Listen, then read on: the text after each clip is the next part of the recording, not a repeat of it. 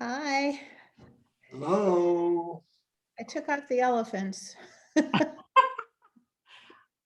Hi, Jerry. Hi, how y'all? Hanging in. Hi, Cheryl. Hi, Pat. Are you back, Jerry? I am back. I am here. I'm sitting at home. Good, good, good. Good to see you. Yeah, Good to Nice to see see you, you all, too. Cheryl. yeah.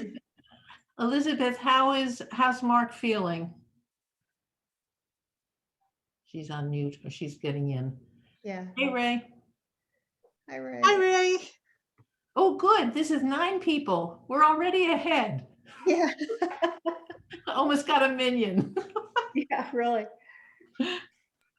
Be careful what you wish for. Yeah, I know. I know.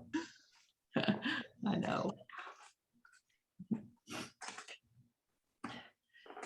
Pat, the cameos are wonderful. I understand that Chuck said he had to really edit, but we have lots of more stuff to show. Oh, you know, that was the most fun I've had in forever. Everybody was so open. And Laura, I don't know if Chuck put it in the cameo that we'll see, but Steve said there might be music in the garden. Oh, I chose to edit so that she didn't get stuck with With being committed. yeah. I think that would be wonderful. I tried to non-commit. I just think that would be the coolest thing. Oh, for sure. Music and stuff in the garden. Yeah.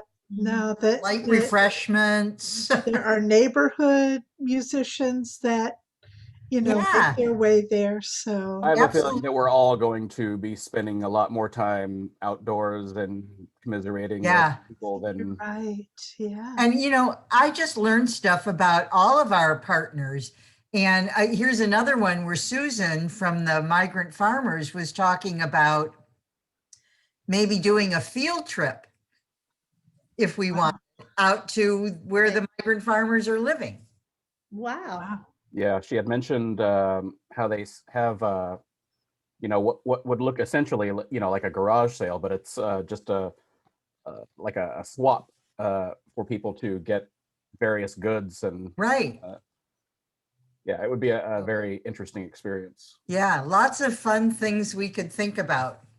Yeah, very nice. Well, we're all getting smaller and smaller, which means there's more of us. That's good. That's good. Yep. Yep. I just want to do a shout out. Iowa women basketball won today. Go Hawks. And the men won yesterday. So moving onward, round 2. Good, good. I'm still trying to hawk our Colamy t-shirts, by the way. I don't know if we have any more. Oh, We do, I've seen we those. do. I have an inventory of how many we have and by size. cool. Good. We can Good. sell them again. Okay. Okay. Yeah. That's great. Yeah. Hello, Erin. Hi, Erin. Hello. Hello, Rabbi. Oh, you're muted. Hi, everybody. No, I was moving in that direction. Hi, all. Yeah. Enjoy the chatter because we're going to mute you all when we start. Yeah. So.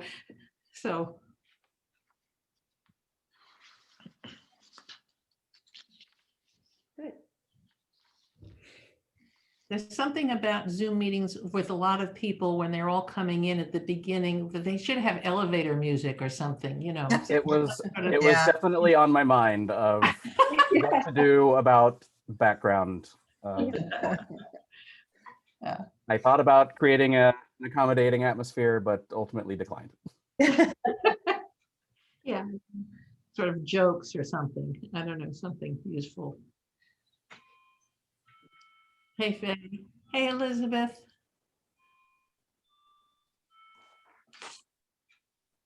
Should I mute? Probably.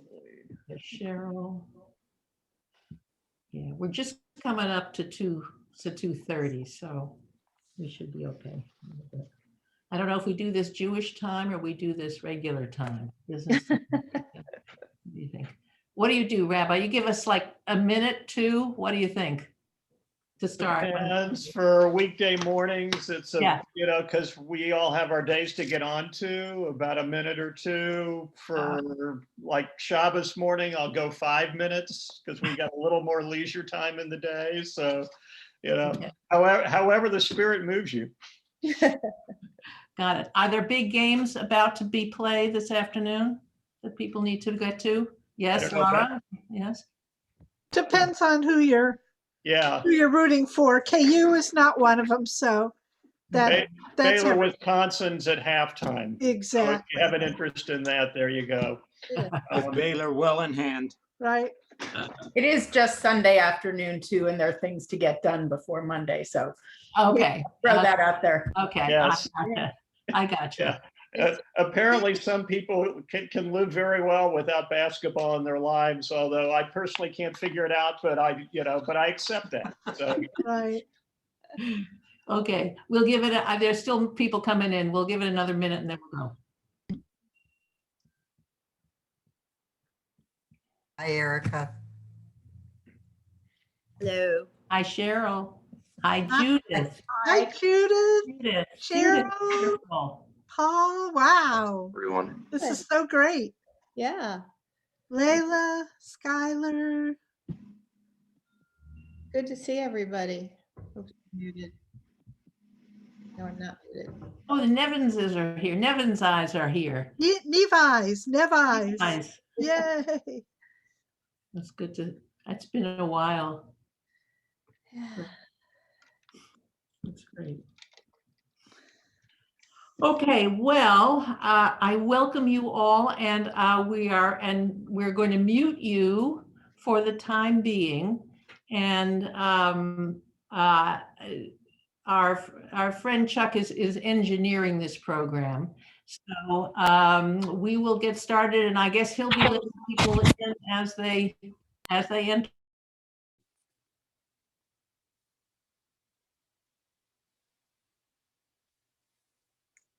Ellen, you are muted. We cannot hear you. Whoops. Ellen, I couldn't figure out a way to mute everyone and not unmute the co-hosts. So Right. Yeah. All of us co-hosts, we're going to have to remember to unmute ourselves when we have to talk. So my bad. Sorry. Okay, that was on me.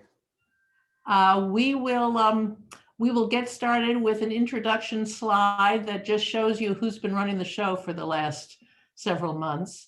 And then we'll go from there. So Chuck, if you would put up the slide and mute everybody, and then I'll unmute myself again.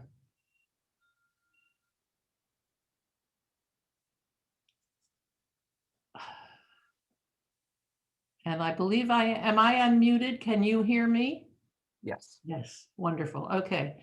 So I think that's most of my introduction. What I'd like to do now is elevate the proceedings a little bit and let us hear some things from our rabbi. It's great to see everybody. So in the way of a Devar Torah, a couple of things for the season we are now in. One, Pesach is coming, Passover is coming, beginning next Saturday night. And traditionally, Pesach has always been seen as a time of rebirth. It's springtime, it's officially the second day of spring. And though we tend to focus on, for Passover, on celebrating our freedom, how we look at freedom can take on, many guises. And one is to look at what truly gives meaning to our lives. And it's sort of a time to recreate ourselves, and a time to not just recreate, but recommit ourselves with renewed energy and purpose to what we do and to what gives meaning to our lives. So I see this time of year always as one of great opportunity. The other piece is we started last week a new book of the Torah, the book of Leviticus, or in Hebrew, Vayikra. And it really has two main parts to it. The first is the sacrificial cult, seemingly not all that relevant to us. I haven't seen anybody in the congregation who stepped forward who wants to reinstitute the sacrificial cult. But the different types of sacrifices and what we are required to offer sacrifices for, and what motivates us to offer sacrifices, those motivating factors are still very much a part of our lives. So in many ways, this part of the book, the first part of the book of Leviticus, gives us a lot of perspective on our relationship with God and how we are compelled to live better lives via that relationship. The second part of the book includes what we know as the Holiness Code. It's a favorite of many in the Torah, and it is really our Torahitic guide on how we relate to each other, how we treat each other with dignity and respect, and how we create communities and societies that are filled with holiness. So those are all my hopes for the year to come for Congregation Kol Ami and beyond, that it is lives in a community filled with meaning, filled with positive work, and filled with the sacred, filled with holiness. From your mouth to God's ears, as we say. Thanks, Doug. Given the Zoom attention spans that we know are sort of foreshortened, we're just going to do a flyby over some state of the. I wanted to talk with you about some state of the synagogue points, and you can delve deeper into any of these with any of our board members going forward. But let me offer a couple general comments on where we've been this year. I think we have done a good job at keeping the community connected via Zoom and live stream and the newsletters and Facebook. In fact, the participation in our worship and our adult study and our meditation sessions and our Shabbos morning services, and certainly for our high holidays, has actually been stable from the year before. So I think somehow Zoom helped us stay and actually facilitated, I think, keeping in touch with those of us who wanted to stay in community for Kol Ami. So we felt pretty great about that. The newsletter and Facebook groups are generating a lot broader interest. We get at least 3 or 4 inquiries a week these days about our synagogue, and people are synagogue shopping or interested in Judaism. We've had 2 major articles in the Chronicle this year. Rabbi Alpert's public profile has gotten larger because of that, and of course of where he has been and where he's been spending his time on social justice issues. He's also a favorite of the conversion classes. So we're kind of getting that footprint that we have been working on broadened in the community. Mark Keneally can't be with us. He's not feeling very well right now, but I have to say that our finances, based on his incredible amount of work, he joined as treasurer in 2019, and in many ways he has made Kol Ami sustainable and financially viable, which in some ways it has not been for many years. He has done an incredible amount of work, and thanks to him, really thanks to him, I can't say enough. We are in the best shape we have ever been in going forward. Now, the best shape that we're ever been in does not mean we're rich. We still live kind of hand to mouth, but basically your pledges, your members' pledges pay to keep the lights on, the very basics. And anything else that we do, including high holidays open to the public Seder when we do it, all of those things we require and rely on our friends and donations. And we were very happy last year with the support that we got from our friends, but it's increasingly important for us going forward. So I need to say that as president of this ship here for a while, not for much longer, by the way. The other thing is that we really have a goal in mind, which is to somehow come up with enough funds that we can justify and hiring a part-time administrator for Kol Ami. We're not very big, we know that, but it still takes a lot to run a synagogue. There's a lot of stuff, and we are all volunteer administrators here, and it would be a great goal for our future growth if we could figure out how to hire a part-time administrator. So that is one of the goals we have in mind. I want to move forward to the next slide, which talks about some other goals that the board of directors has agreed upon going forward for 2021. Sustain, renew, and change leadership. We board leadership is work. And over time, it needs to be renewed. We need new energy. We need new ideas going forward. We are changing 2 of our officers right now, very shortly. I will be leaving after 4 years, and Lynn will be taking my spot. And I have some nice things to say for her not to listen to a little later. But and we will be changing. Mark has done, as I say, a fantastic job. We will be moving to a new treasurer. Aaron Zitron has joined both the board and will be taking over in transitioning over the next several weeks, months of Mark's role. We are searching for a new board secretary as well. So these are real issues to keep things going that you may not see every day, but they are in the background and they keep us moving. we really also want to get real about social justice. And when I say real, what I mean is that 80% of our brand of social justice, guess who's carrying that water? Our rabbi.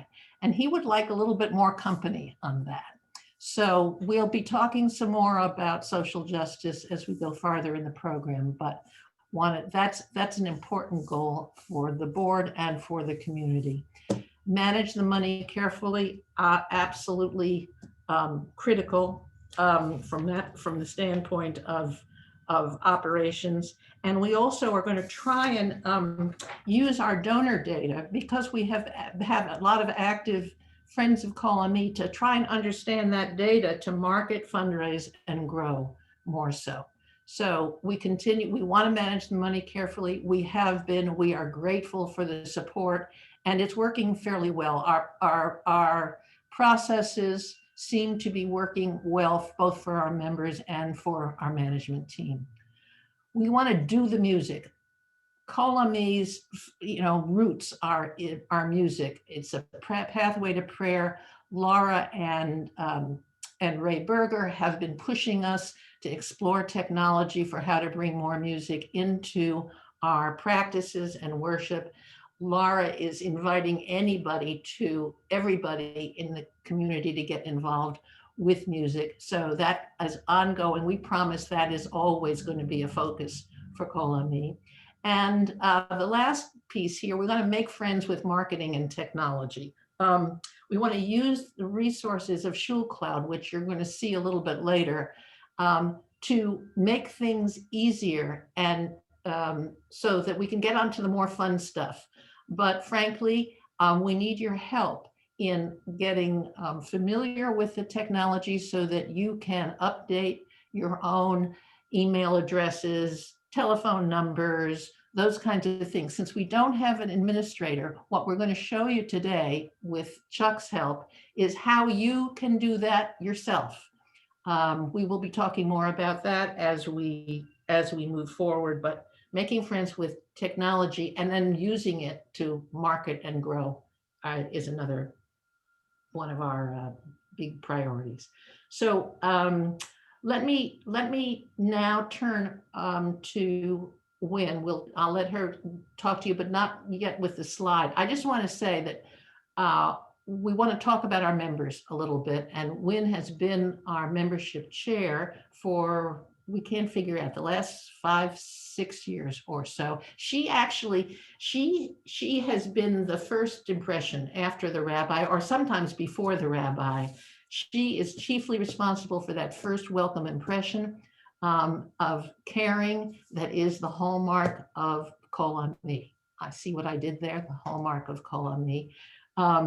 And I want her to talk a little bit about what she's been able to accomplish. So with that, Wynn, unmute yourself and I will mute. Okay, thank you. So membership is interesting. We gain a few, we lose a few, and hopefully by the end of the year, we're up from where we started. This year, we really are up. We have 43 household members. We have 7 young adult members and 4 associate members, which is great, which brings us to a total of 54 member households. In 2019, we lost several people who decided for one reason or another that this wasn't the place for them, and off they went, but we've been able to replace everybody, and we're now at, again, 54. So thank you. I'd like to share also our new members. Chuck, if you could put on the new member slide. This year, these people have joined us, and many have families, and which is really exciting. A couple of years ago, one of our goals was to increase our membership with families, and we've been able to do that for a couple reasons. Rabbi Doug is very sought after to sponsor 13-year-old bar and bat mitzvahs, b'nai mitzvahs, and that's terrific. So some of these families have that age child, and we have had our incredible family program that's very attractive to people with younger children. So this is our new membership. I won't read the names, but at the end, I'm going to ask anybody whose name is on here, and we can have the full screen again, that you wave so that everybody can meet you. Again, welcome and thank you for committing to us. And I want you to know that we're committed to you as well. So thank you. If you could switch to the next slide. I have been asked also, no, one more back, I guess. Don't look at that. Yeah, I don't know. I'm sorry. I thought we had one on the bylaws, but we don't. I'm sorry. Ellen asked me to review the results of the bylaw changes that we proposed. And if you recall, there were three. One was setting a mid-adult tier that would be for people between 30 and 40, that would raise dues to half the rate of a full membership. What we talked about as a board and ran by some folks is when you turn, what was it before, 36, I believe, you were expected to pay the full membership. So you went from either $18 or $36 all the way up to $130. And we thought that was really a big jump and might be rather tough for people not to have been able to do it gradually. So your board proposed that we set a third tier in the middle range between 30 and 40 for people so that they could gradually move up to the full tier. I'm happy to say that that passed overwhelmingly, and we will be establishing this new tier. But let me add that that does not change anything for our existing members for at least a year. So everybody stays the same that's here already. New members will come in at this new tiered rate. So that passed again overwhelmingly. Our second bylaw change was to allow family members who live in different households to potentially serve in leadership positions on the board. We had to change language just to reflect that, and tried to clarify that that had always been the intent. So that was our second bylaw change, and that also was approved overwhelmingly. And third, we just had some language cleanup to do. We referred to the board of directors as the executive committee or the board of directors interchangeably, and decided that language needed to be cleared up to be called the board of directors. So again, that also passed. So we have some editing to do now to reflect that in our bylaws, and we will make those available to anybody who would like that. Okay, thank you. Back to you, Ellen. Elizabeth Rosen knows that dealing with bylaws changes is just each word has to, I can imagine what it's like doing legislation stuff, because it's endless. And so we will probably be changing bylaw language once a year or twice a year, or every couple of years, when we sort of have another question or something didn't get clear. It just is, I think, a part of the process. But we're very grateful that we had such a good turnout. Normally, we didn't expect a lot of people. How many people did we have vote? About almost a half of our membership actually voted. So we appreciated that. Okay, it is now my great privilege, I can't tell you what a great privilege this is, to introduce to you our new president of COLA-ME. And I wanted to show sort of how basically lucky we are to deserve her. She has had, among all of her awards and honors and major accomplishments in education, in special education, in cooking and baking, my favorite. She's also managed as board membership chair to really do her part, really over and above her part of assuring the membership of COLA-ME. We have two of her family's members who have joined COLA-ME, the Pattersons and the Smiths. And she's also working on the third generation with her two grandchildren, Efren and Sylvia. And I need to sort of say that in addition to all of those pieces, one of my great pleasures and privileges has been getting to work with and know her, and I count her as a very dear friend. I'm passing the baton to her at this meeting going forward, and I'm also I'm also thinking about that Kenny Rogers song, you got to know when to go and, when to fold them. And then my father would always add, yeah, and you got to, when you do, make sure that you're leaving them laughing. So I don't know if you're laughing, but on my end, I am certainly smiling broadly. And I'm admiring and applauding and want to thank all of my fellow board members and colleagues for all of their incredible work over the 4 years that I have been here. And that includes Elizabeth and Saul and Marion and others as well. And I just want you to know that it's been a journey, but it's been a privilege. And especially to my dear friend Wynn, who is succeeding me, it's good knowing that I'm leaving Colami's future in the very, very best of hands. So thanks. Thank you, Ellen.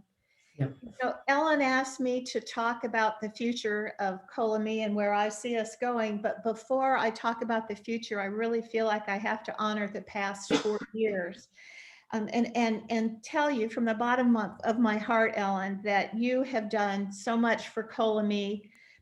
Thank you for all of your incredible insight, your hard work, and your devotion to the synagogue. You brought so much to this role, including your expertise in organizational development, and you really have taken Colami to the next level. We have processes in place, we have templates for planning, and we have a sense of community for all of our members. We've been very successful at fundraising, and we have a really powerful platform for social justice. And although Ellen is leaving the presidency behind, she has promised me that she will be my muse and my mentor and my advisor, and she'll be taking over membership. So from the bottom of my heart, Ellen, thank you for the 4 years. And I too consider you a dear, dear, dear friend. So best to you, and you will not get away too far, I promise. So thank you.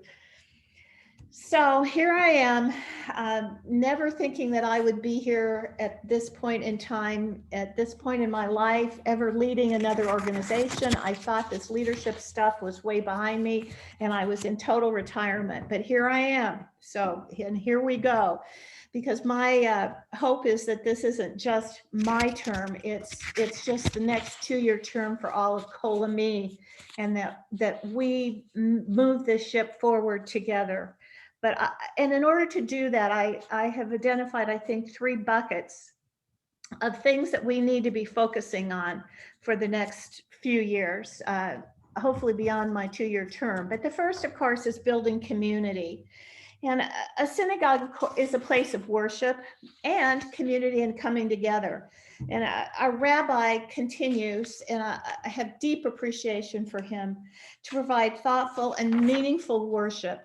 And our music, led by Laura, makes that worship more personal and even more engaging. So I just want to offer you the deepest thanks again for making Colami the spiritual and welcoming, wonderful place that it is. So thanks, really. What I also have found out about community that has been a really interesting revelation is that during this time when we couldn't come together as a community, we've stayed strong. And as we begin moving out of our social isolation into more personal worship and events, we'll become even stronger, because our positive outcome of this isolation period has been that we have been acutely aware of the need for connection. So we need to provide opportunities for us, all of us, to get to know one another. And we also need to support each other. And in no other place in our lives do we celebrate our joys and even our grief so openly. So Colami is our place for our most important events. The more we are there for others, the more we appreciate our collective humanity. I would also like to thank Mark Cover, I don't know if he's here today, for coming to the board with an idea to start a calling committee to check on members to see how everybody is doing. Watch for an article in the newsletter talking about this effort and asking for volunteers to join in. It would not take much of your time and would remind us that we are each valued. And one other important part of our community is to make sure, and Ellen alluded to this, that we have your current contact information. We have a new membership management system that you've heard about called SchulCloud. Some of you have checked into it. Some of you use it to find out, to access the membership directory. But since we have no administrative staff, we really need you to help us keep everything current. And in order to have a community in which we can reach out and touch each other, we need to have the most correct information for your email, phone number, etc. So we're going to teach you, hopefully today and in the future, how you can help us keep SchulCloud current. Chuck Smith is our new technical wizard, and he will show you how to set up an account if you haven't, how to make basic changes in that account, and how to add your birthday. And being able to stay in touch builds community. So we look forward to that. Okay, second bucket is guaranteeing our future. We have to be sustainable. So thanks to Ellen and to Mark Canale, who has served as our treasurer and an analytical financial whiz kid. We are absolutely financially stable and have been able even to have set up a reserve fund. Now that is for our total emergency use and may need to be used to keep the lights on. But at this point, we are able to have a reserve fund. First time ever we've been able to do that. We had a very successful fundraising effort this year that provided for high holidays, live streaming, and more. And we have many generous friends of COLA-ME who are not members, but who support us. And we recognize that part of our sustainability is to be strategic about fundraising and to be appreciative of the donors. I also learned something new this year. There's another portion, another part of sustainability. Of course, the first is financial, but the second is the human capital that we need to have to stay current and focused and sustainable. We need you and the people who aren't even here today to come forward and volunteer and provide leadership to COLA-ME. We cannot do it alone as the 8 people that are on the board. We need a future planning. We need people to step up behind us, and we need to be able to make sure that there is enough leadership in the future for us to get beyond where we are now. So my last bucket is something I call supporting new ideas and positive change. We have a couple of exciting opportunities this year, and the rabbi is going to talk to you about one shortly, so I won't steal his thunder. But I want you to know that as a board, we are 100% committed to this effort and have committed time and resources so that we can actually sustain and make this dream come true, Rabbi. So we're looking forward to that. Also, we wrote to you in January and warned you that there was going to be a community study that looked at the state of Judaism in Jewish identity in Kansas City. And those results will be available this June. And what I believe that we're going to find is that people are moving back to the urban area. People are not necessarily joining congregations, and that we need to find other ways for engagement. So I want to assure you, and I would be interested to hear from anybody to see if you got to be part of this study. I want to assure you that we will look at those results and make sure that we use those results to keep us on the front edge of providing an open, caring community, a place of worship and social justice in our urban setting. And again, we'll give you the results when we find them. You know, I look forward to the next 2 years with pride in how far we've come under Ellen's leadership, with a little bit of fear that I won't be able to fill her shoes, but with great anticipation about how far we can go together. So thank you. And I would like to turn this over now to our tech wizard, Mr. Chuck Smith, who's going to talk to us about SchulCloud and hopefully give you an overview of how you can help us keep everything current. Thanks. All right. Hi, everyone. just as an aside, I wanted to point out, I'm just giving some sort of basic information today, but my goal is to at least quarterly provide some workshops that we can join in as we identify areas that we can use SchulCloud to further our goals and just general ease of life situations. So I am just going to play a little video to show you how to update your birthday information.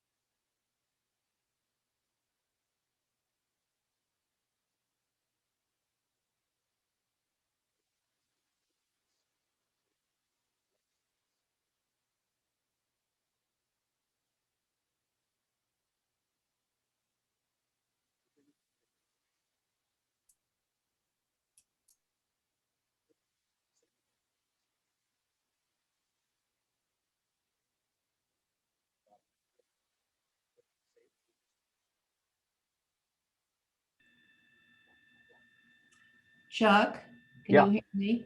I think it's important to note on the birthdays that we do need, because of the tiering that we've just voted on, we do need folks to put in their birth date year, but you don't have to have that be publicly shown if you're sort of, oochie about how old you are, like I'm getting there. But we do need that because of the tiering that we're putting into place for the future.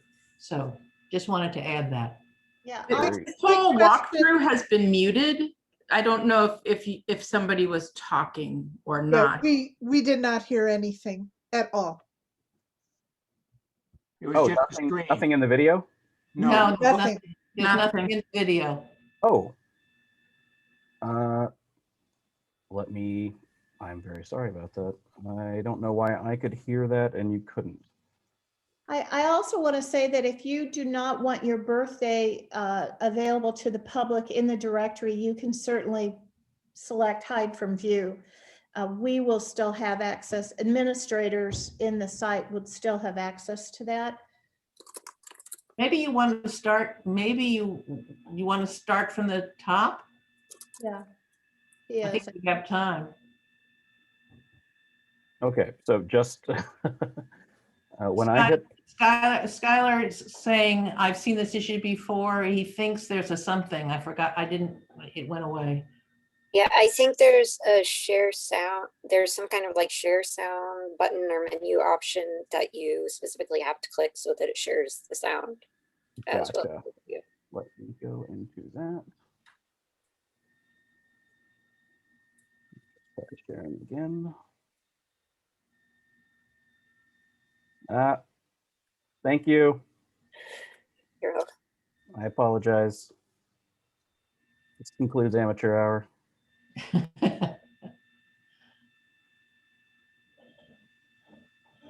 How to It's add all a birthdays in learning SchulCloud. process.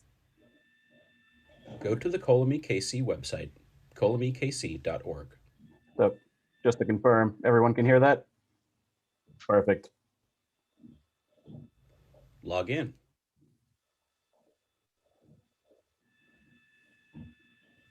Enter your email address in the top right corner and create a password.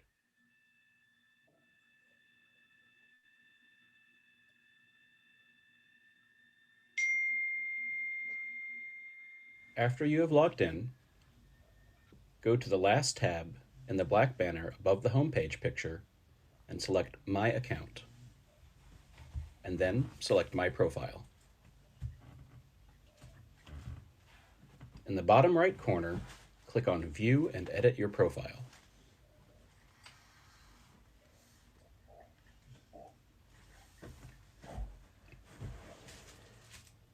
Along the top of the gray box, select Life Cycles.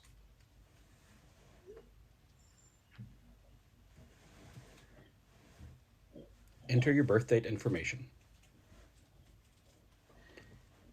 Click on the second checkbox if you want your birthday hidden from public view in the membership directory. In the bottom right corner, click on Save Changes to Person. Click on Return to My Account menu. And at the top right corner of the web page, click on the arrow next to your name and select Sign Out. How to add birthdays in ShulCloud. Nope.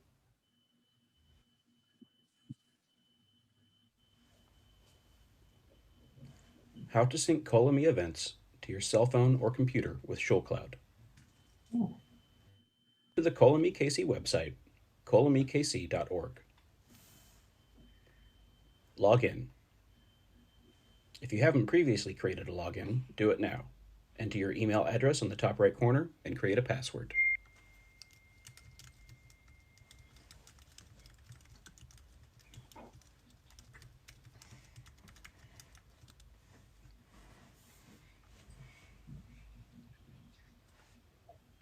After you have logged in, go to the Schedule, News, and Events tab in the black banner above the homepage picture and select Worship Schedule and Other Events. On the left side of the page, click on View Calendar. On the right side of page, click on More Filters, Views.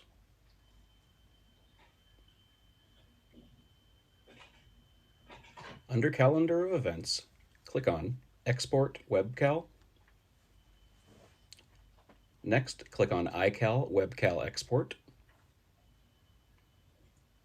followed by Set up iCal. Select as many or as few options as you'd like to appear on your calendar.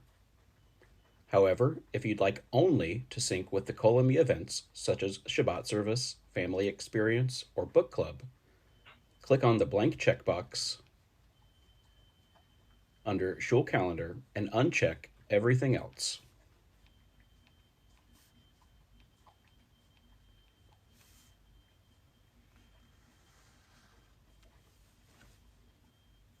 Next, depending on your calendar preference, events can be synced to Google, iPhone and iPad, or downloaded to Outlook Desktop, iCal, or manually copy the info to another web calendar.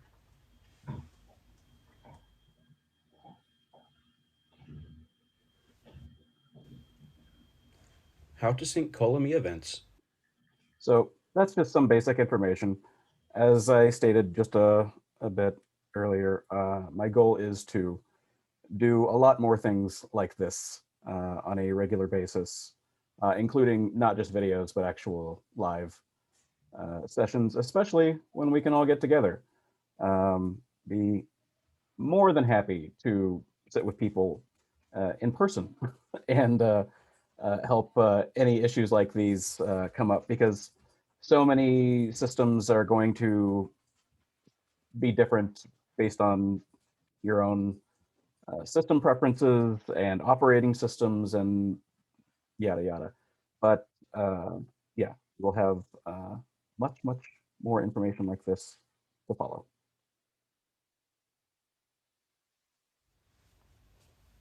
Thank you, Chuck. That was quick, but it's really not terribly difficult to do. The trick is to just get into my account, and you're not going to break anything if you just start exploring and looking around. I promise it's not going to do anything terrible to the system. So if you just try it and see if you can make it happen. And these instructions are available written out. So if you would like them, let me know. You can always email office@colomekc.org and ask for written instructions, and we'll get them to you. So thank you. Thanks, Chuck.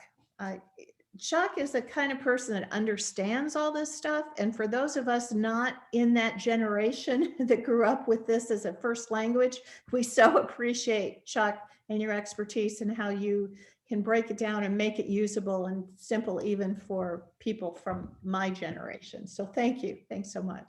My mother-in-law has taught me a lot. Yeah. Has she? Yeah, she's a really lovely lady, isn't she? Yeah, yeah.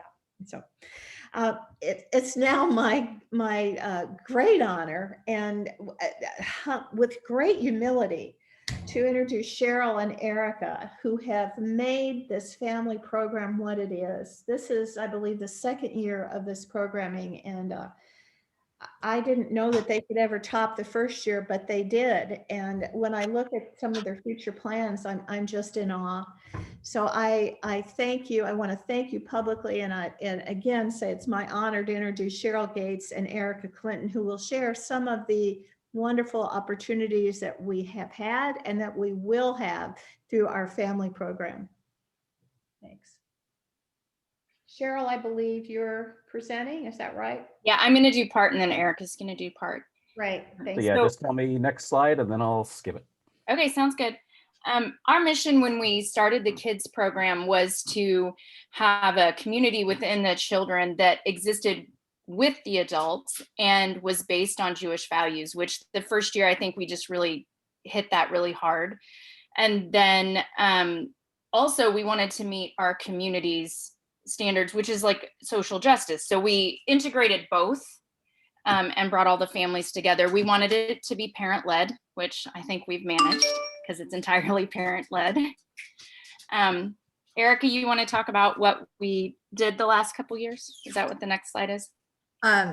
Yeah, Chuck, do you want to go to the next slide? So the overview, so last year, I'll just kind of explain. Last year, we really were very values-based. So we had a session about values and then a session kind of about the holidays of the month kind of thing. This year, after the events of last summer, we decided that we were at a point where we could really make an impact with some of these children.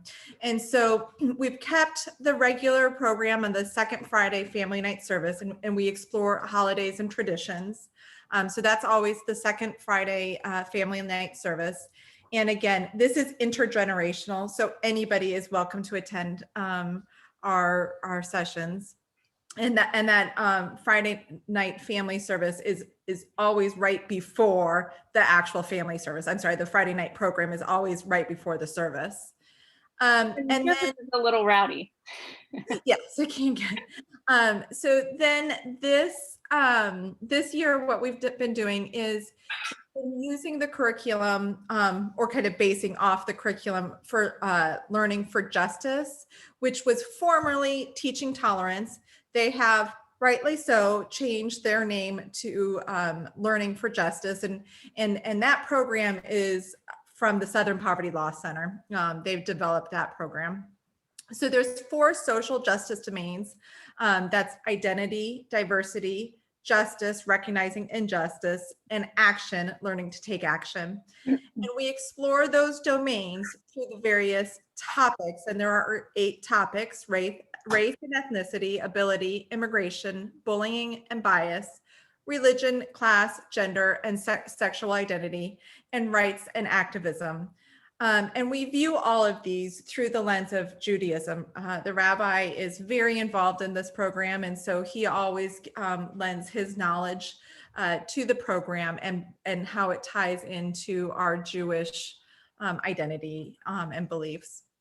And so we've had a pretty successful program, even though we are mostly on Zoom right now. Hopefully in April, we'll get to go to some in person, but so far the program has been fairly well attended. Next slide. So on this slide, what you'll see is what we've done so far this year and what we are going to continue to do. So on our Friday night services, we continued our tradition of celebrating exploring the holidays and Jewish traditions to build up the next generation of Jewish people. And then on Sundays, we tie that in to the teaching tolerance, formally teaching tolerance curriculum. We generally will, this year it's been a lot of, Zoom is more fun than you would expect. The children have managed to connect with each other even though we're not in person together. We're hoping that in April, with some masks and some social distancing outside, we will be able to meet on the Sunday here. And Erica was talking to me about it before the meeting today, that we may actually explore race rather than gender, as it applies to action. And then in May, last year in May, we were looking forward to our celebration. And we were really kind of disappointed that we didn't get to do that. We had saved funds and we had these huge plans. So what we're hoping is this May, we can have an end of the year celebration that anybody in the congregation can come to in the garden and just really celebrate being able to be with each other again. Sorry, I'm more emotional about that than I expected. All right, Eric, your turn. Okay, next slide, please. Oh yeah. I think, oh yeah, that's you. Do you want me to take it, Cheryl? I've got it. I'll stop crying. So we were really surprised that this year we kept building relationships. The kids got to know each other. You learn names better when you have to speak to each other. Like you have to call each other out to be able to get the Zoom camera to hear the voice. Rabbi Doug was there the whole time, and he was always able to bring it back to Jewish values, even when like you feel like it's just a value of your heart. And then he could apply how our hearts come from Judaism. And service opportunities, we reached out to our congregation. We really tried to focus on taking care of our own this year, even though we were also learning how to take care of other people, because we felt like it was the right time to maintain connection. I think we're ready for the next slide. Okay, so here you'll see a few pictures. I didn't actually think to take pictures of the video, the Zooms that we did, but we were able to be outside for the first 2 or 3 months on various activities. So you'll see us in the garden. That is where we really like to hold events when we can. And the kids, as you can tell, they love it. They love to see the chickens and see what's going on in the garden. So we're excited to be back. Next slide, please. And then kind of in talking about what Wynn talked about checking in with individual members, and then what Cheryl was just talking about with caring for our own. And something that Rabbi had kind of brought to our attention about just kind of concerns about our members, we decided to put together a video for the congregation, and we sent this out in December. So I think we're going to play it now. Calling me, this is Sawyer and Scarlett Nevins.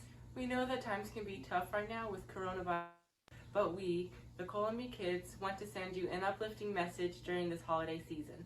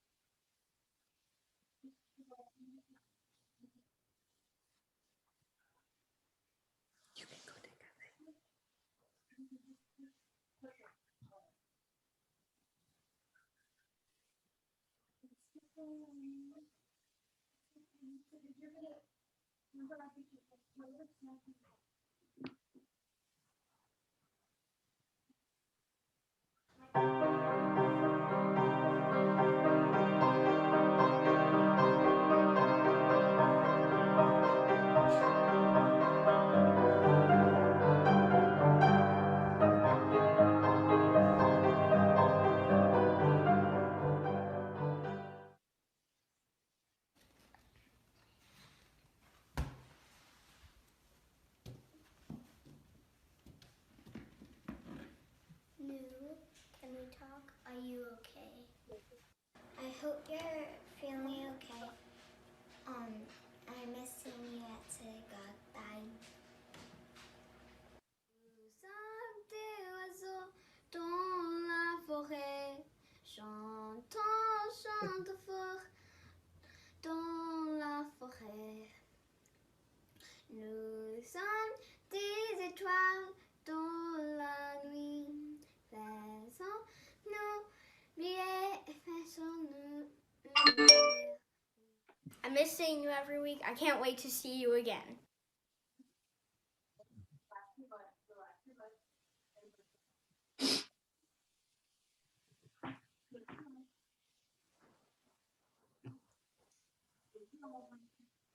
Thank you. And then there's a couple more slides. So if we can, Go we've ahead. just got 2 more. Go ahead.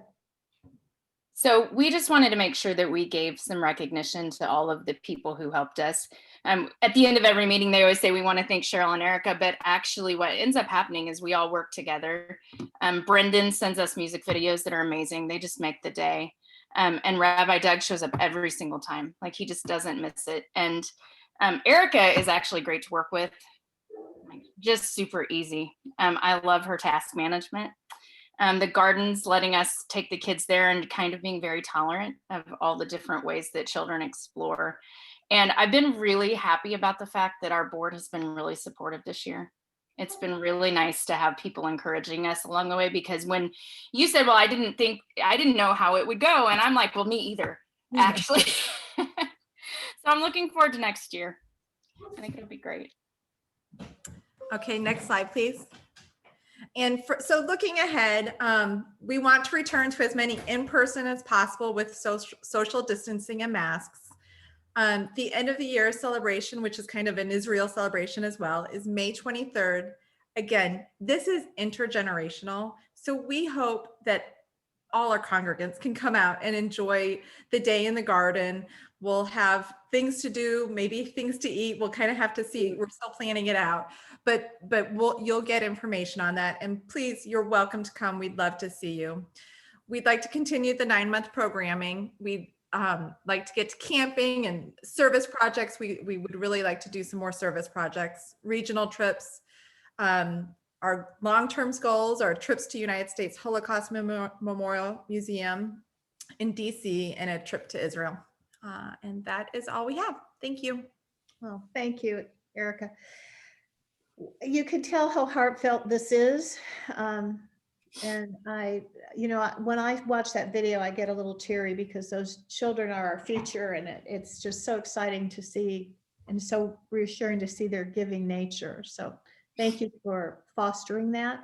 And I want you to know we really appreciate it. So speaking of giving nature, Ellen made a comment earlier that Doug was really our lighthouse strongman, Superman, related to social justice. And so the board this year committed that we needed to back up our rabbi's Herculean efforts, and we established a goal of working with 4 community agencies and establishing a stronger relationship with these 4 agencies. And under the direction of Pat Clinton, who has just been terrific at moving us forward, we have established these agencies, this agency with these 4 agencies. So Pat, if you would talk to us a little bit about our social justice efforts, and stay tuned, because we have something really wonderful for you to watch.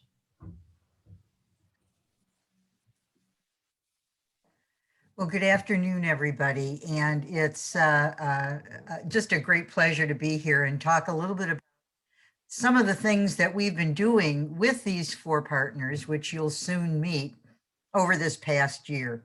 So if any of you have been on our website and explored and looked at what our mission and vision and values are, so one of the values that we hold especially is that of social engagement. And we define that as our effort to seek to repair the broken places in ourselves, each other, and our neighbors, and to bridge the gap between communities in Kansas City. So one way we act on that value is through our commitment to our social justice partners.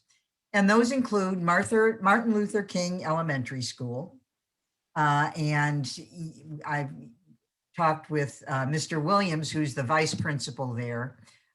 When you participated in the back to school drive with book bags and pencils and all of that, that was for Martin Luther King. When you brought paper bag, then I didn't know I was going to have music, but that's great.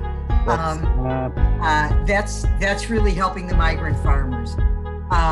More Squared is more action oriented. So if we're going to start the video, I'm just going to let it go. No, I'm trying to figure out where that music is coming from. Oh, okay. It was from our my open YouTube tab. Gosh. Okay. All right. So Martin Luther King, the Migrant Farm Workers Assistance Fund is where all those bags that you brought. And Susan Gladney will tell you how important and how meaningful that has been. The Mannheim Garden Project with Steve Stacken, who I interviewed, has so much potential, and we really want to get people more involved and come out to the garden. And then finally with More Squared, which is very action oriented. And some of you have participated in car parades when we were, supporting the Fight for 15, and various other kinds of things. So the issue this year, as you'll find out, is going to be on local control. So with that, I hope you enjoy the video that we're going to bring you. And I want you to be able to put a face and some context so that you understand where your contributions are going. And again, thank you for your participation in helping us meet those goals. So go ahead, Chuck. Hello, everyone. And today we're here with Susan Gladney, and she is with the Migrant Farm Workers Assistance Fund. That's right.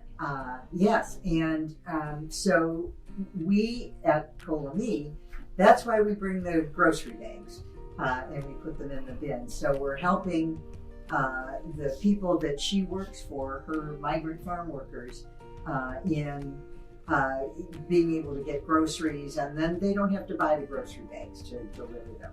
So without further ado, I'm going to turn it over to Suzanne, and I'm going to start by asking, just give us a little snapshot of the work that you do with your organization. Okay, thanks, Pat and Chuck. We provide holistic services to migrant and seasonal farm workers who are primarily working in orchards along Highway 24. So we do food distribution, we do nutritional services, if people have special diets or diabetic diets, things like that. Mm-hmm. We do a lot of clothing distribution. We do education support. Is there anything that you see as being a unique contribution to the Kansas City community? To give people here more opportunities to know that these folks are here. Most of them are Spanish speakers. Of course, the kids, most of them aren't. Well, they are Spanish speakers, but they're English speakers as well in school. And so just letting people know about the needs and that these people are in the COVID world, they are identified as essential workers. And even before COVID, they're a vital part of the food chain everywhere they go. Well, I want to thank you, first of all, for talking with us today. And as I hear you talk and explain what you do and how you do it and taking care of the people that really need the help. I don't want people to think that the paper bags are a small thing, because we gave out nearly 5,000 bags last year. Wow. We wouldn't have been able to do that without the COLA-ME. We have other people that save bags, but not a whole congregation of people and as many bags as we get from COLA-ME. So it really is important. Well, we will keep it up. Good. I promise you that. Thank you. All right, thank you. So today we're here at our Mannheim Garden Project, and we're going to be talking with Steve Sampkin, who is kind of in charge, and we're also visited by our and right on cue we have the rooster, and we've got chickens, we've got ducks here, and turkeys. So Steve, tell us a little bit about the garden, how you got involved maybe, or whatever comes to mind. Oh, well, so urban agriculture offers really interesting alternative to the way we get food.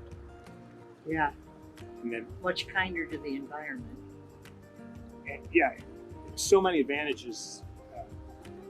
Can't even get into them all. But just imagine what it does, having an operating farm right in the middle of an urban residential neighborhood. What that does to consciousness of people. We have events every year to attract them. And they come. But we got plenty of space, and we'd like more involvement. Yeah. Well, speaking, go ahead. No, I'm sorry. No, I was just going to say, speaking of involvement, how can the Colamy community come together and participate more? Actually, there are some people from Colamy that come on a regular basis to help just operate the growing operation. Yeah. But besides just working in the dirt,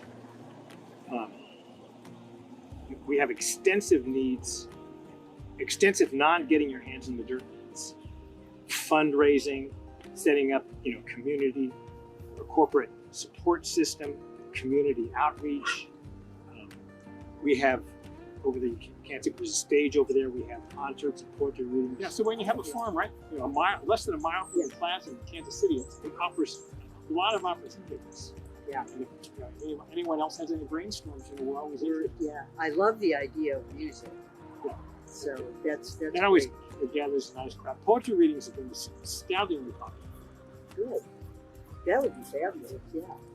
Well, we'll have to work on that. Yeah. Well, this has been a hard year for everybody. I mean, it's almost a year exactly that we started all this quarantine. But and what better place to come than a place like well, this? yeah. I mean, we're outside, and I think we ought to have a big celebration this summer when things are closer to normal. Yeah, well, we'll have what we call spring fling. We'll have harvest event probably sometime early May. Okay. And then we have just events all through the year. All right. Well, we want to let me know what those are. Yeah, we'll link up with you. Okay. Perfect. Well, Steve, I want to thank you. This has been great, and looking forward to having everybody see what you've got here at our meetings. And so coming out to the garden. Okay. Great. Thanks, Steve. So today I want to say hello to Mr. Williams, who's the assistant principal at Martin Luther King Elementary School. And as you know, all of the things that we've done with them this year, we brought some school supplies, and we brought Cokes, and we brought some treats.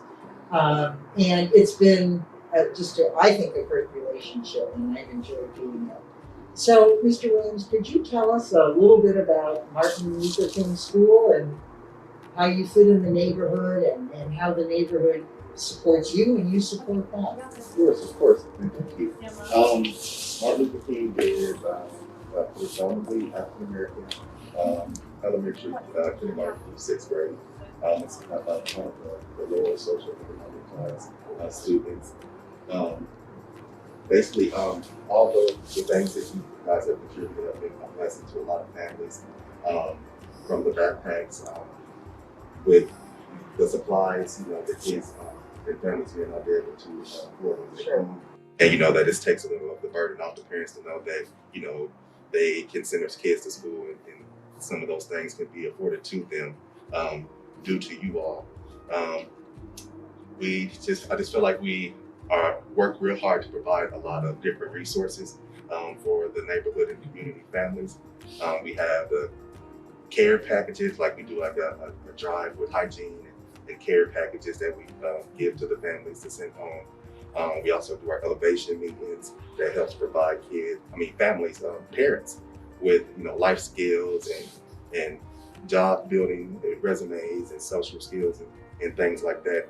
And then also for the students, just some of those incentives that, to try to increase the academics here in the buildings as well. So because I participate on those, on the Care for Kids calls every month, I'm aware that one of the things you really need are mentors. Yes. And that's been difficult to get. And maybe talk a little bit about that program. And our nurse, Nurse Yolanda, and basically she pairs you with a student, kind of maybe have some things in common or some similarities, but you pair with that student, you kind of just be able to follow that student, come in, you can have, eat lunch with them, maybe a little tutoring, some encouragement, because some of these students, they may not have people who are encouraging, or their home situations, or parents may not have time to do certain things or pour into their students like they want to or need to. So that mentoring piece, to be able to provide that for some of those students has been very powerful. So we also have a support team during this current time now that consists of like our counselor, a social worker, and some other staff members in the building, where they go out. Teacher may have a concern about a student that they may have not been logging on, or even just technical issues, our wellness checks. This particular team goes out to the homes. They're interactive with the parents and the students. You need rides to the Board of Education to get computers fixed. If you need someone to come over and help you fix something on your computer or get logged in, they're more than willing to go out and do those things as well. I just want to say that we greatly appreciate all that you all do for us. I can't say thank you enough from us, from the staff, and from the students. Well, thank you, but you probably do more for us. So, yeah. Well, thank you for talking with us, and look forward to working with you in the future and doing some exciting new things and projects. So thank you. No problem. Okay. Today we're here with Marcus Wynn, who is going to tell us about More Squared. And for those of you who've participated in some of the events that have been sponsored by More Squared, we're going to learn a little bit more about that and how our congregation can continue to be involved. So Marcus, why don't you tell us a little bit about More Squared and the story that you tell here? Yeah, well, it's great to be with you. Thanks for asking me to meet with you all. More Squared stands for Metro Organization for Racial and Economic Equity. We were formed in, I believe, 2004 with around a dozen initial faith communities from across the spectrum of religious beliefs and theological backgrounds. But everyone coming together around this idea of we share this common value of racial and economic equity and seeing it furthered in our greater Kansas City region. So since that time we've grown. We've got well over 36 faith communities now that are part of the More Squared family. Of course, many others, additional ones who aren't officially members but participate in a variety of ways. The main way that folks tend to get involved, although it's not exclusively the only one, is through our monthly Issues to Action nights. Right now, we're meeting the second Monday of every month over Zoom. That's where task forces around a variety of different racial and economic equity issues meet to plan our next steps of action and how we're going to move forward around those equity issues. So what would you suggest if somebody wants to become more involved? The first thing I would say is I would love to talk with you if you want to get more involved. Okay. We believe that that the transformational change that we really need and seek to implement in our society, it begins with relationships. And so I know community organizing can be a little bit confusing at first because you want to talk about, I remember when I started, I wanted to talk about these big national issues, and the organizers I worked with, they wanted to ask me about me. They wanted to know what drove me. And there's good reason for that, I've learned over years. because if we're going to institute this sort of radical transformative change that we need in our society, if we're going to build an economy that is built on fairness to workers and pays living wages, and we're going to transform to a society that provides healthcare as a human right, not just a privilege, we have to know and trust each other. We have to have that sort of rapport so that we can build the power necessary together and with communities who are directly impacted and would benefit the most. Because the other side is also organized, and they're going to try to divide us. And so the first thing I'd say is anyone who's interested, I know any organizer on staff would love to talk with you and learn more about you. Well, thank you very much. This has been very informative, and I can't wait for our congregation to hear all of this. So Me thank too. you again. Yeah. Thank you very And, much. Yeah, you're welcome. Absolutely.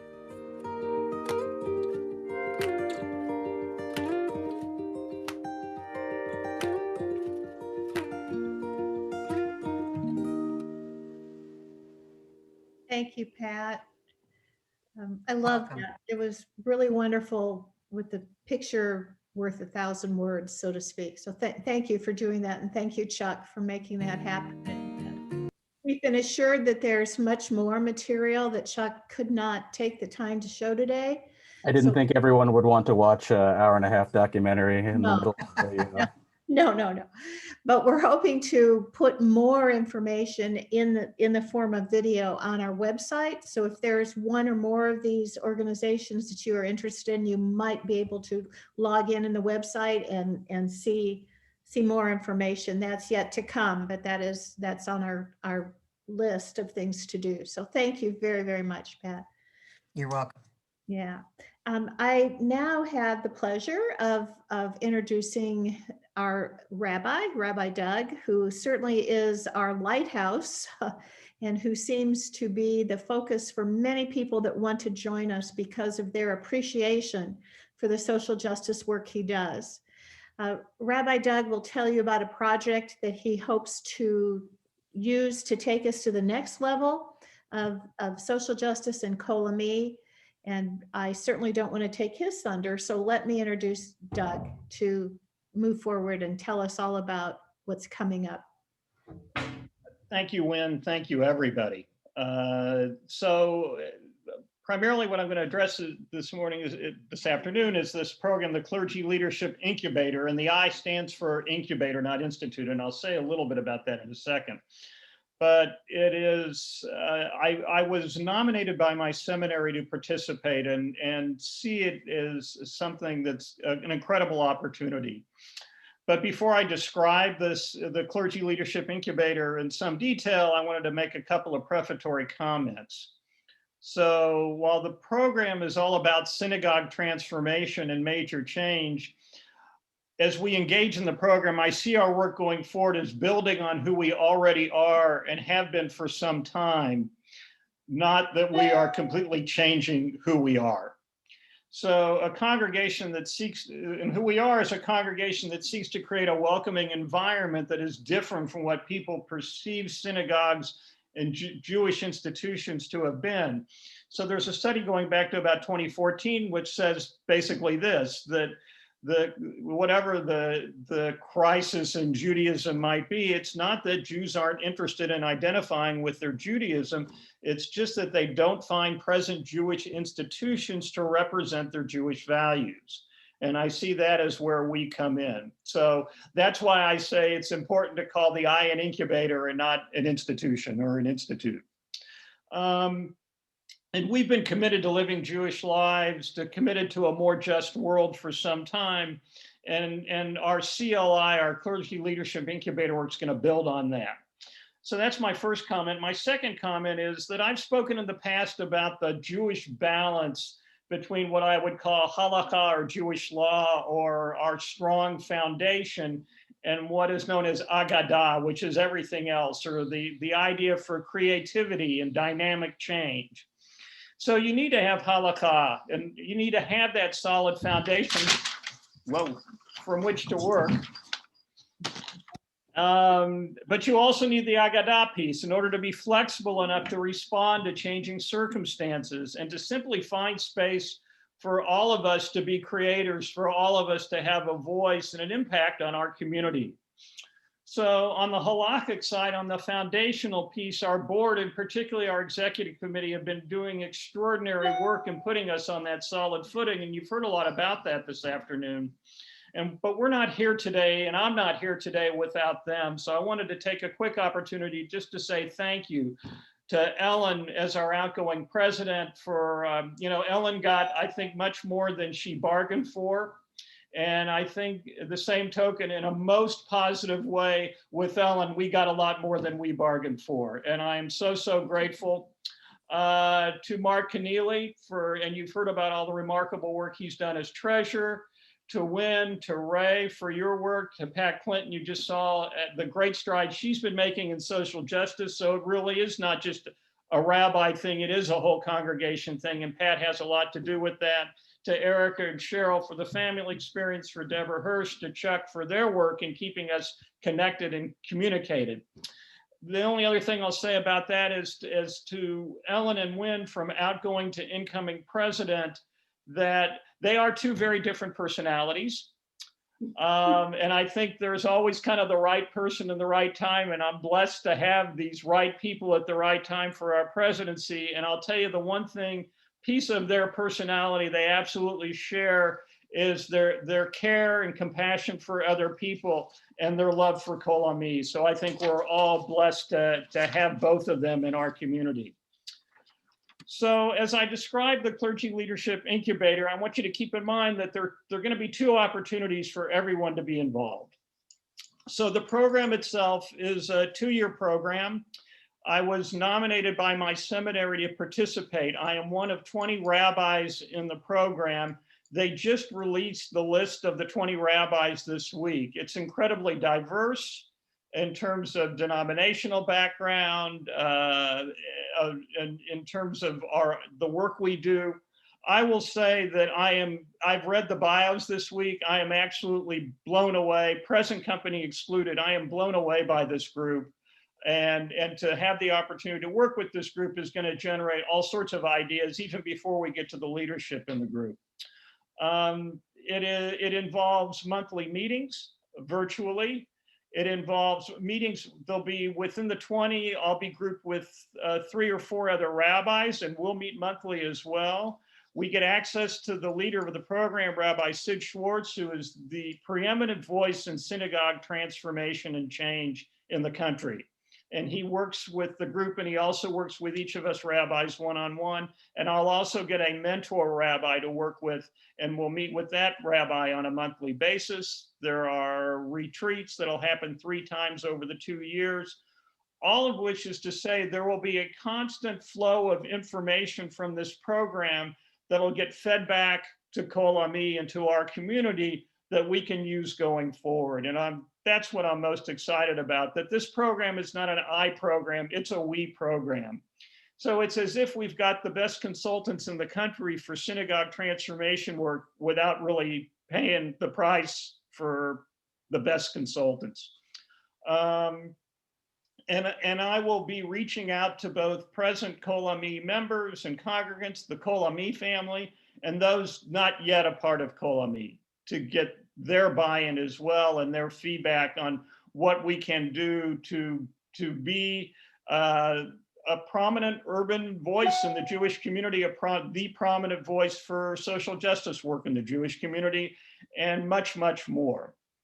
So as I said, the vision's based on our present work. And with that, to say that it's going to be about social justice, we're still going to be a place of spirituality, a place of prayer, a place of study, a place to celebrate life with each other and to connect with each other, meditation. I think Tai Chi's coming down the pike, and I'm excited about that. Book club, all these things will remain a part of who we are, and that these two ideas aren't divorced from each other. So what will look like and how we brand ourselves to the broader community will unfold as the Clergy Leadership Incubator process unfolds. And I would say that while we have some specific ideas who we are, to be open and not cheat ourselves out of the benefits of the program and be open to what new ideas may present themselves. So the two opportunities. One, I foresee that we would want to form some kind of CLI working group, committee, task force to respond to all that comes out of the Clergy Leadership Incubator process, and to respond to the advice we get from consultants, mentors, and the people in my cohort, the other rabbis, and to create strong communication between the CLI process and our community.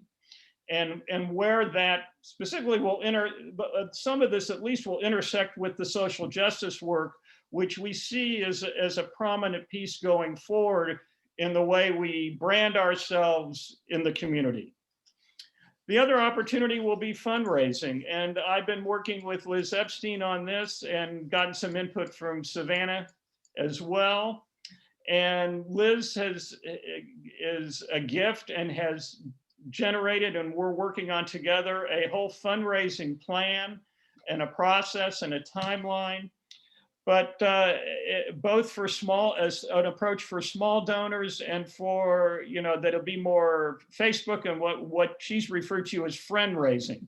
So in the process of just creating relationships in the community and expanding our reach, we're creating opportunities for small donors to donate to Kol Ami via Facebook and Instagram, and to be regular donors maybe on a monthly basis would be a wonderful thing. But we're also going to have a plan to do outreach to wealthier donors, to hopefully take some of the pressure off all of us and off our pocketbooks, but take pressure off our board and executive committee. As Ellen said at the beginning, we're on solid footing, but we are hand to mouth. And if we could be something a little more comfortable than hand to mouth, that would be desirable for all of us in the way we go about doing our work, and also to be able to expand our work and our reach in the community.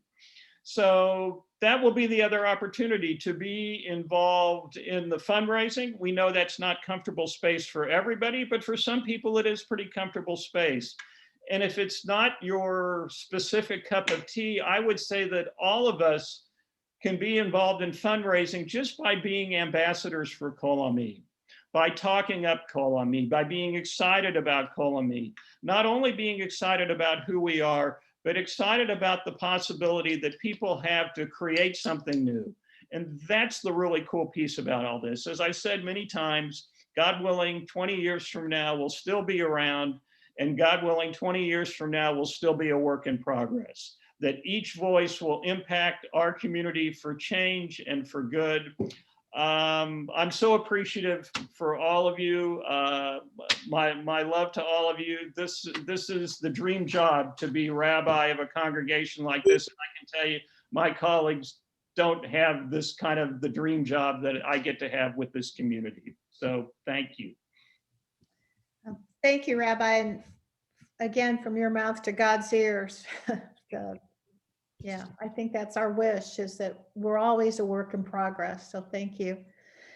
Well, that concludes our formal program today. And we would like to be able to see all of you on the screen, and you are more than willing to we're very happy for you to unmute now. And if you have any questions or comments, we will try to address them.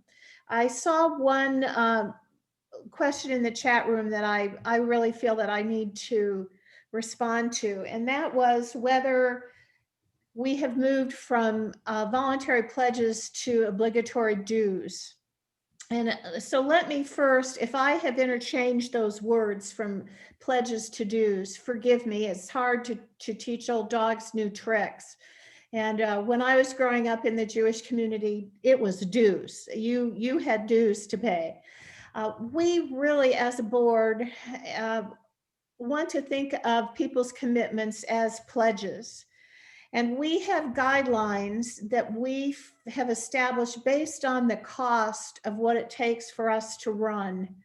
And so we have suggested pledge amounts that now are at a tiered level, that start at $18 for young adults who are single, $36 for young adults who are couples, or have a multiple person household. We have a $75 a month suggested pledge for people from 30 to 40 years of age. And then we hope that people can pledge $130 beyond age 40. That does not mean that everybody that we look at people as they're coming in and say, oh no, we don't want you as a member if you cannot meet that pledge. That is not at all the message that I would like to convey.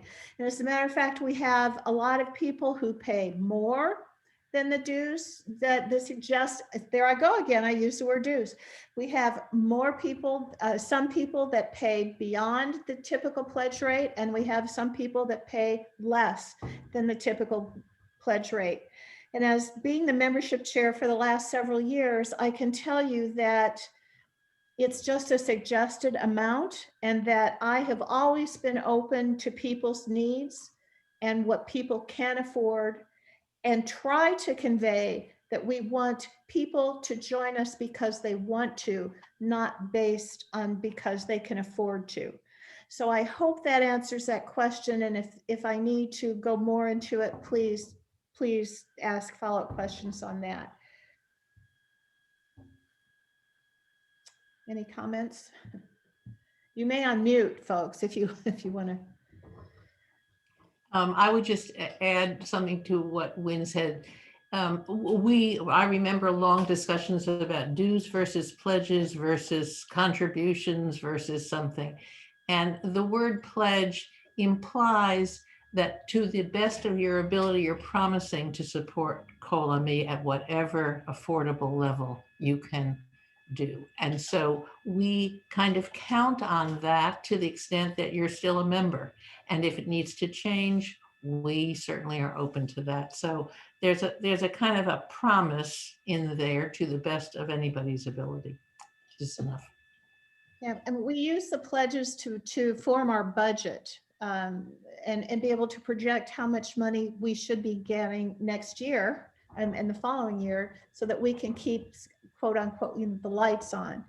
So if people come to us and tell us that they're not going to be able to honor the full amount of their pledge, we certainly want to work with them with compassion and understanding and acceptance and humanity about what it is they can do. And we modify our budget to reflect that.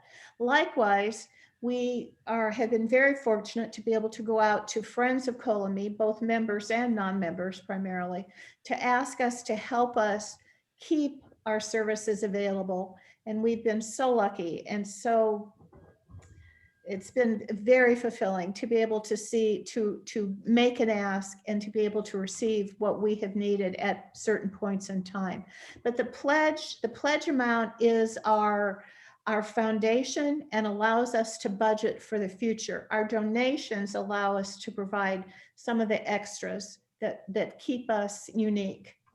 So.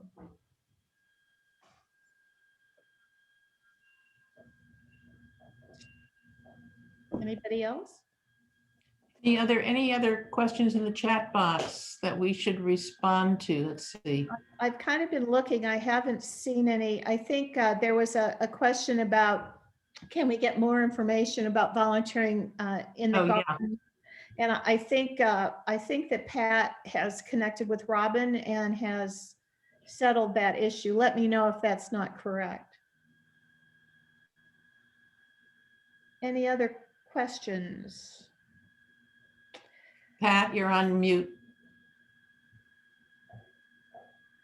I'm going to go ahead and send a message to Steve and give him that information, and maybe I can connect them all up. And That'd be great. Yeah. That'd be great. You know, it's been an exciting couple of years. There's been incredible momentum that we've been able to establish under Ellen. And I think it will be our challenge to keep it going as it is in any organization. So I hope to be able to pick up the phone and call you and say, help, we need you. And I'm so happy that you're all here today. And I want to remind you, Ray, you're going to remind us about something, aren't you? Where are you, Ray? There you are. Unmute. Are you going to remind us about the Seder? Looking forward to High Holy Days at All Souls, and we're going to have exciting information about that. And so it's been wonderful to have everyone back on site as a community again, and we'll explore all the options, and obviously we'll follow all the CDC guidelines and health guidelines from Kansas City as well. But we're optimistic about what the fall will bring us. There's still a lot of unknown. How many of you here today have been able to get vaccinated? Raise your hand if you've been.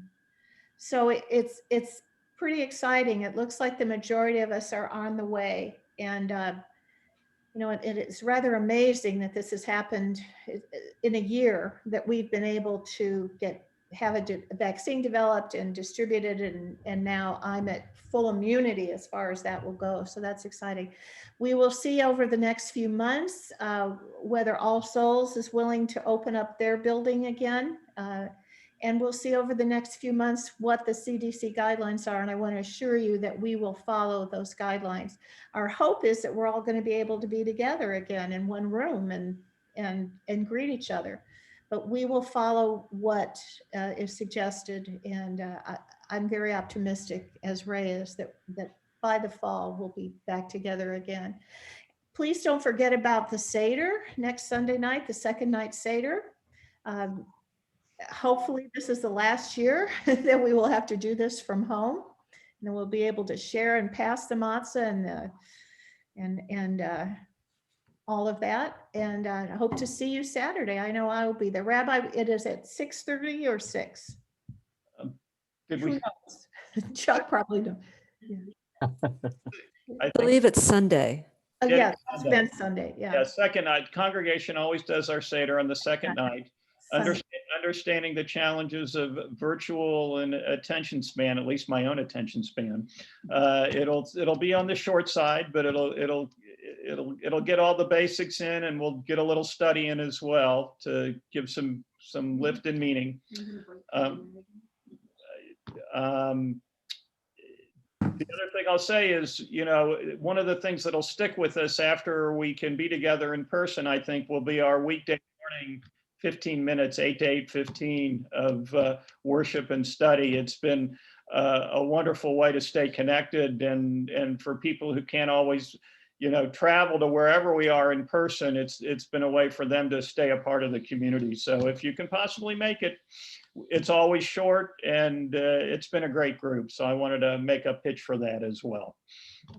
Doug, to your point, I think one of the good news of this very challenging year is the use of social media and LinkedIn and YouTube to be able to connect us in ways that we never would have thought possible, that have brought more people to come to the ceremonies. And I want to do one last shout out to Laura, who's done such great work in the last year under very challenging circumstances to keep music alive and so much a part of our services. So thank you, Laura, and thank you, Doug. Yeah, absolutely. Thank you. And I'd like to put a plug in for the morning service that we have daily, the 15, although I don't seem to be able to get up to get there very much right now, but with the time change.